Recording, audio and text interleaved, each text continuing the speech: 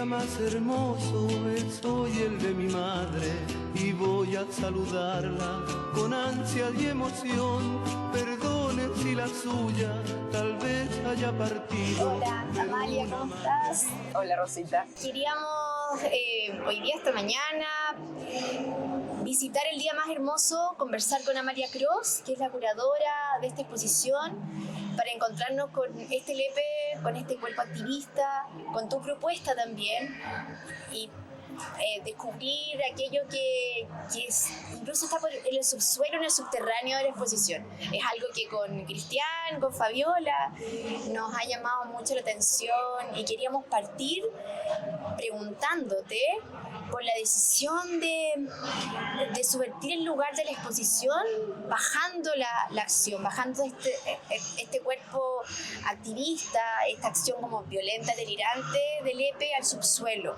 y un subsuelo además higienizado, con muchas salas de espera, como si estuviéramos allí en ese mundo hospitalario.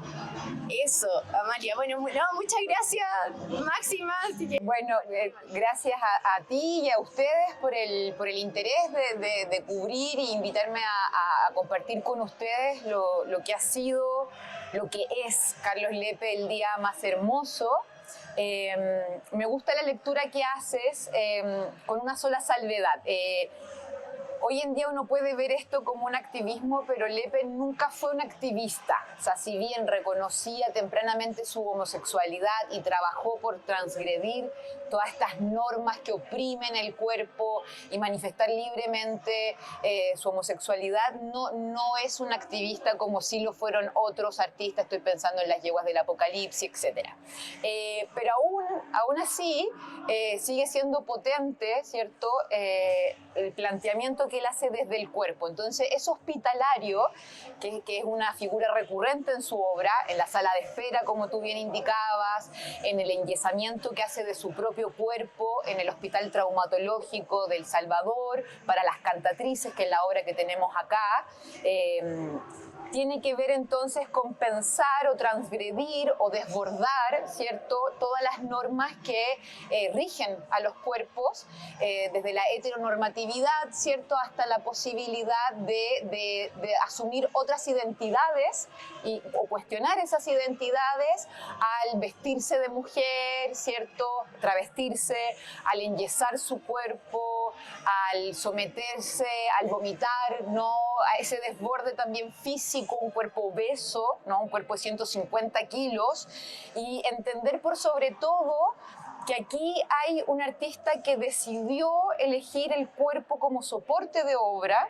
O sea, la fuerza, ¿cierto?, de la performance, ese aquí y ahora también propio de la performance, con un enfoque fundamental en el registro, porque de la performance, ¿cierto?, es aquí y ahora, se desvanece, ¿no?, es efímero, pero él rápidamente, pensaba todo estratégicamente y convocaba a otros a que hicieran ese registro como parte de la acción, y ahí está la idea de colaboración, porque siempre es otro el que mira.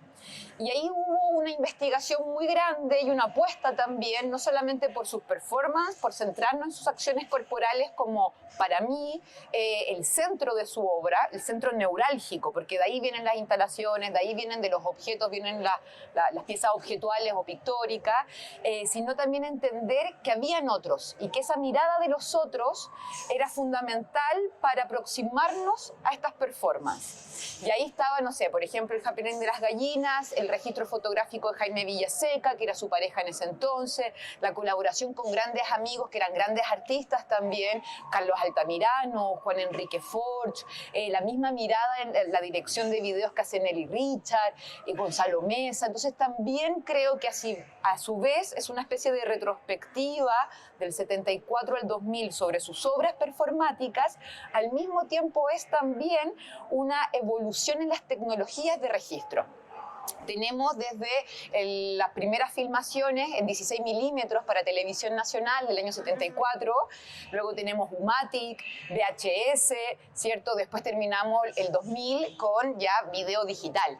Entonces también es ver cómo la textura, ¿cierto?, del registro y el punto de vista de quién hace el registro está implicado en esto que vemos como obras, como registro audiovisual de las obras. Y lo otro importante resaltar sobre eso mismo es que este registro de estas acciones, la gran mayoría siempre estuvo acompañada de música. Y ahí hay una entrada a lo que Nelly Richard denomina la sentimentalidad. O sea, la música, el bolero, tiene la capacidad de rememorar, activar en el cuerpo una memoria afectiva, ¿cierto? El dolor, el desgarro, bueno, las óperas también, las óperas de María Callas, ¿cierto? Y eso creo que le da a él una historia de los afectos de su propio cuerpo, ¿no? Y también una manera de implicar al espectador, porque uno entra acá más oscuro, ¿cierto? Tiene que ingresar a estos espacios que son distintos, enfrentarse a una, y esa fue una apuesta para mí tenía que ser así, el gran formato, ¿no? Un cuerpo grande que desborda, que tiene un trabajo con la escala. Y ahí creo que Smilan Radic, que fue el encargado de pensar esta museografía, fue bastante asertivo en poder traducir que esto también se volviera una experiencia en los otros cuerpos, para hacernos conscientes de alguna manera que todos estamos en un cuerpo, que ese cuerpo nos sirve para tener la experiencia y poder también sentirnos implicados en esa corporalidad.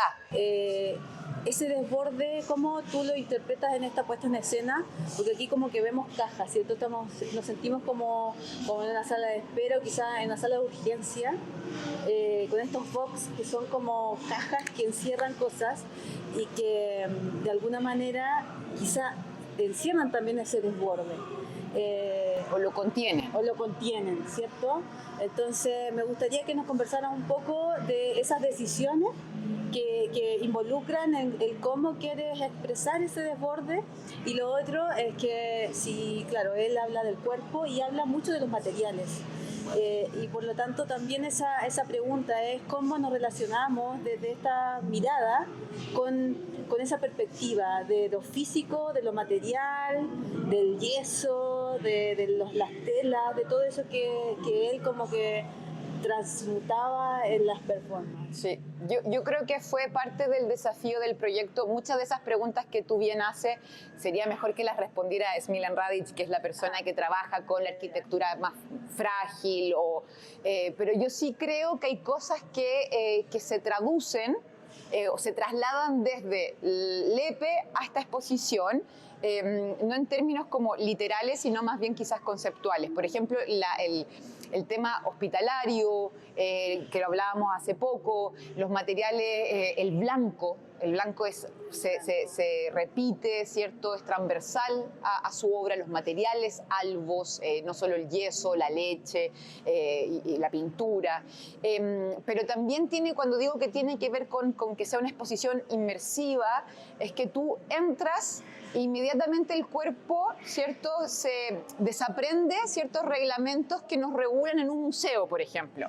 El tema de bajar la luz y el tema, por ejemplo, que la materialidad de estos maxisacos que se usan para carga, ¿no? de escombro, de productos, son sacos que tienen la capacidad de aguantar un peso, y ese peso es el peso del Lepe.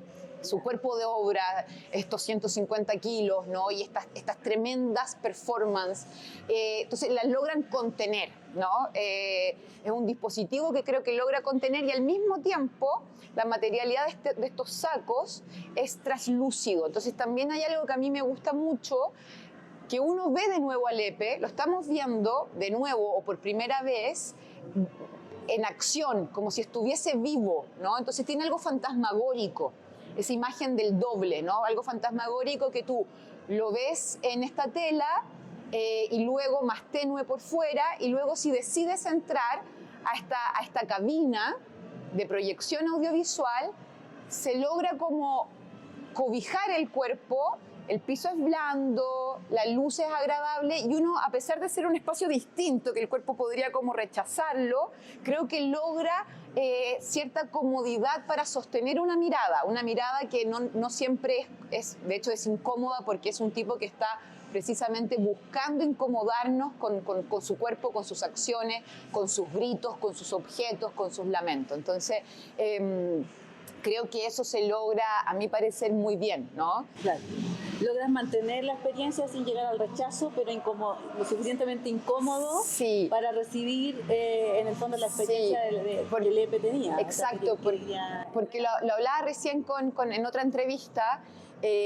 Las performances partieron ya hace 70, 80 años atrás, ¿no? Tienen una trayectoria, tienen una tradición, ¿no?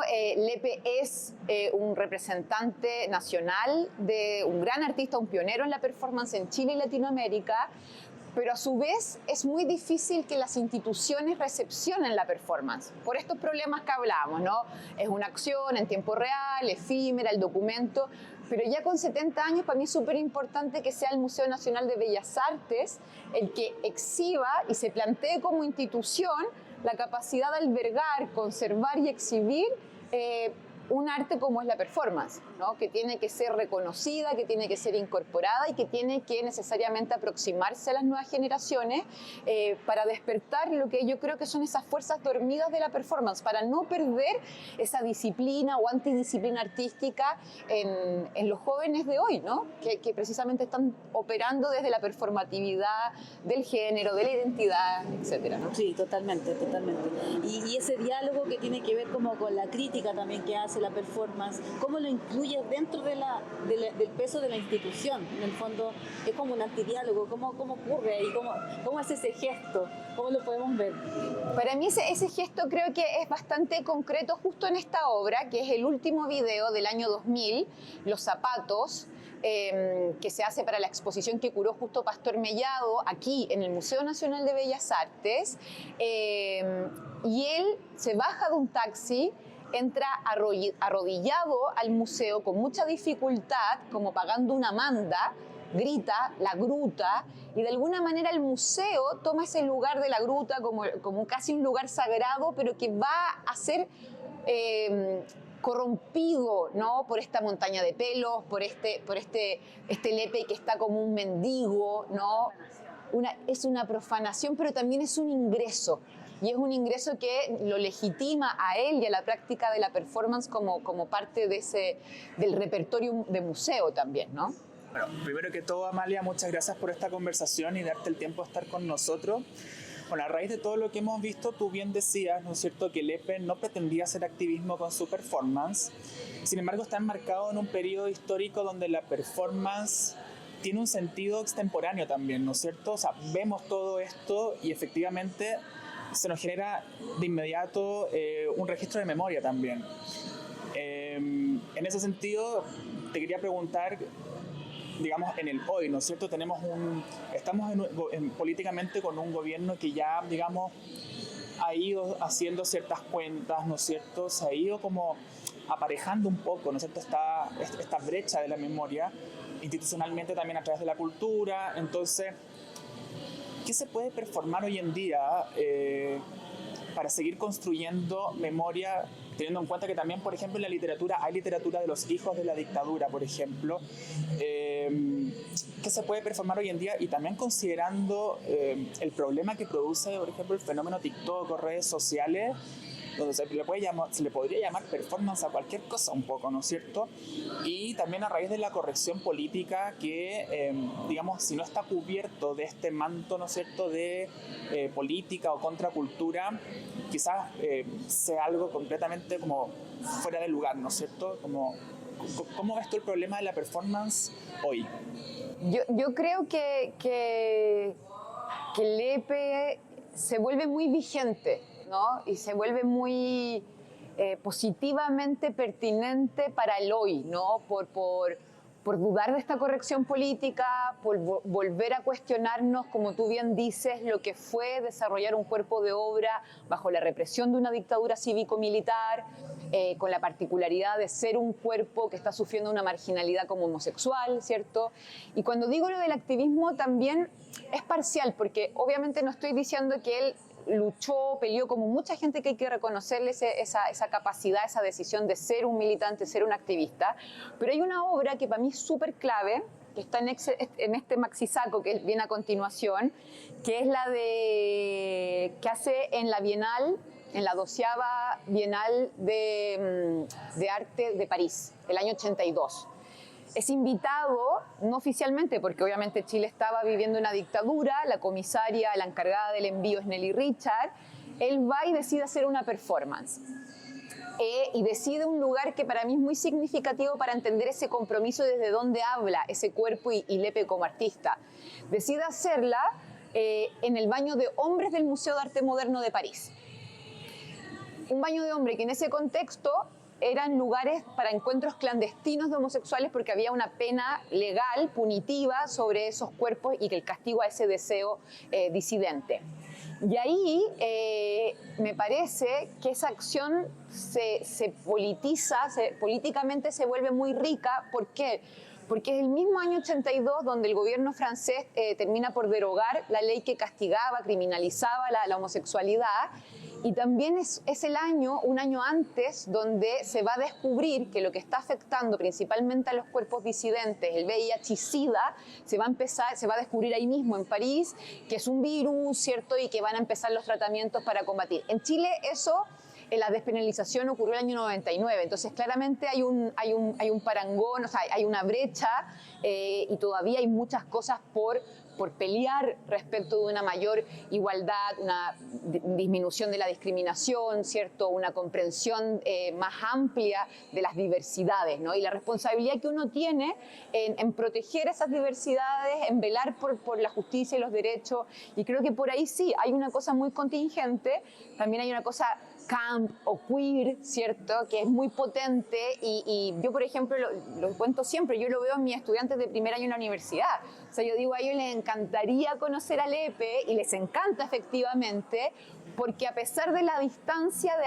años, tiene todavía esa actualidad, esa incomodidad, ¿no? ¿Cierto? Eso de cuestionar los límites, de transgredir las normas y un cuestionamiento, ¿no? Desde el cuerpo, desde la biografía, desde mis deseos. Entonces sí, creo que efectivamente tiene eso que tú señalas. En torno a eso, también me interesa preguntarte si sientes que la institucionalidad nacional de la cultura está en deuda con la performance. O sea, acá vemos que Lepe, ¿no es cierto?, felizmente está en un espacio que, ¿no es cierto?, representa un poco el programa artístico de la República, pero ¿sientes que está al debe la performance de ser exhibida a un público general en espacios donde son reconocibles por el público, en vez de ser tan de nicho, quizás un arte para artistas? Entonces, yo sí creo que hay una deuda, pero también hay que entender que lo que tú llamas contracultura o artes que no tienen por qué ocurrir dentro de la institucionalidad, o sea, que pueden ser precisamente periféricas o marginales o transgresoras respecto a la misma oficialidad, y eso hay que también respetarlo para no neutralizar su potencia de acto. Pero eso no quita que las instituciones tengan que velar también por incorporar este arte con las dificultades que trae, ¿no? Las dificultades de archivo, de conservación, de exhibición, respecto vemos el letrero al entrar en la exposición. Esta exposición efectivamente puede dañar ciertas sensibilidades, sin duda, pero es parte del ejercicio del arte y la cultura, abrir ese diálogo, no tenerle miedo, no reaccionar desde la corrección política o la censura. Entonces sí, creo que efectivamente hay deuda, hay necesidad y hay un compromiso con esta exposición, lo que el museo y su directora están apostando a abrir ese campo, y ojalá bueno, no ojalá, sé que además van a venir una serie de otras exposiciones donde se va a valorar el trabajo de artistas, mujeres y hombres que han trabajado desde la performance. Súper. Bueno, y una última pregunta. Claro, tú nombras a Nelly Richard, ¿no es cierto? Y también, bueno, vemos registro de Justo Pastor Mellado, ¿no es cierto? ¿Cómo crees que estos dos nombres aportan al trabajo de Lepe o a la performance en general? ¿Sientes que le da un sustento intelectual para que podamos también abrirnos a la performance en general como una forma de arte, entre comillas, legítima o que puede estar como a la par de una bella arte? Soy no sé si una bella arte, pero una práctica artística más relevante, por cierto. Y son dos autoras, Nelly Richard y Justo Pastor Mellado, claves. O sea, son fundamentales para aproximarse a la obra de Lepe, especialmente la lectura y el trabajo codo a codo, cuerpo a cuerpo, ¿no? La escritura sobre Nelly sobre un cuerpo es la escritura de Nelly sobre el cuerpo de Carlos Lepe. Y eso es literal en el video El día que me quieras, donde ella escribe a mano alzada sobre su pecho desnudo El día que me quieras. Y eso también está muy bien puesto en escena, puesto en página en Cuerpo Correccional, que es el gran libro sobre el trabajo de Lepe de 1980, cuya autoría es de ella, en trabajo colaborativo con Lepe en la diagramación. Son lecturas que sirven muchísimo porque lograron como ser parte de la obra, ¿no? Integrarse, pero también hay que entender que son lecturas sobre la obra o a partir de ella, o sea, y que la obra también tiene necesariamente que abrirse a otras lecturas, y uno tiene que dialogar críticamente porque hay un cambio de contexto, ¿no? Son 50 años, hay cosas que quizás en ese momento no fueron vistas o no fueron consideradas relevantes, y por ejemplo, una lectura actual para mí le puede dar mayor interés a otros aspectos. Pero la investigación también pasa por eso, hay un agradecimiento también al legado, al ejercicio de entender la historiografía del arte, también como la crítica de arte como una aposta, ¿no? Y eso es muy agradable porque uno está dialogando con otros autores. Estamos acá, María, justo escuchando a Catalina Arroyo, El día que me quieras. Esta madre y madre patria que tiene un parto doloroso, que lo ama y lo sufre, y desde este lugar también higienizado que, como comentábamos hace un rato también con Fabiola y Cristian, nos da la sensación de estos espacios que contienen a los delirantes, contienen estos brotes, como estos desbordes, lo que tú decías hace un rato, que este desborde de un cuerpo o a través de Lepe, este cuerpo correccional se convierte finalmente en un desborde necesario, que es el desborde de Lepe, y un desborde en la madre patria, con la madre patria de testigo, que le canta y lo sufre. Y algo que me gustaría como preguntarte o comentar contigo es el lugar de la contención del delirio en esta institución que es el Museo Nacional. Entonces todo ocurre también dentro de un marco de construcción crítica, compleja, pero republicana, de esta madre patria que le da al Museo Nacional un lugar. Y esta madre, Catalina Arroyo, como esta madre patria que canta sentimentalmente, pero sufre finalmente los desbordes de sus hijos, como su pueblo, y en el lugar de Carlos. Pero contenido, estamos protegidos para que en los golpes, en los autogolpes, o en los sufrimientos y en los desbordes, no ocurra tanto, no haya muerte. O la muerte o el desborde que haya una madre, que haya una madre en que su rol que haya, que contenga, de contención, de afecto, o que higienice, o que cuide. Eso, como para también cerrar, y a propósito también del peso semántico que tiene el nombre de la curatoría, y así cerrar, abrir también a todos quienes puedan seguir estudiando contigo en la muestra y con nuestros como caminos, la ruta que le hemos abierto para seguir indagando. Creo que has dado en el clavo. Creo que efectivamente la figura de la madre, por eso está su video al inicio, antes de entrar, la madre relatando este parto difícil, este hijo que pesa 5 kilos al nacer, ella se descalcifica, se le caen los dientes, el padre desaparece, es el guacho chileno, ¿no? La idea, el padre ausente, la madre asumiendo todos los roles, una madre sobreprotectora que sobrealimenta también a su hijo, ¿no? En esa demanda de afecto y atención doble, ¿no? Y la madre es transversal hasta el final, porque también está representando muchas otras cosas, desde simbólicamente como el origen de la creación, ¿no? Como el origen del mundo Courbet, ¿no? Uno viene de esa vagina, de ese parto, y luego yo siempre he pensado la exposición también como la historia de un cuerpo, ¿no? Vemos desde el nacimiento hasta la muerte, y esa historia de ese cuerpo que va creciendo, él lo dice, él llega a la performance porque se da cuenta tempranamente, citando a Juan Gabriel, ¿no? Como dice, yo no nací para amar, Y sin embargo, y dice, y mi cuerpo, nunca me pude relacionar de manera narcisística con mi cuerpo, ¿no? Entonces operé desde el dolor, operé desde el odio a través de la performance. O sea, es su propia corporalidad, gracias, la cual lo lleva a entender el cuerpo como soporte y también como vehículo de su propia biografía. Él está trabajando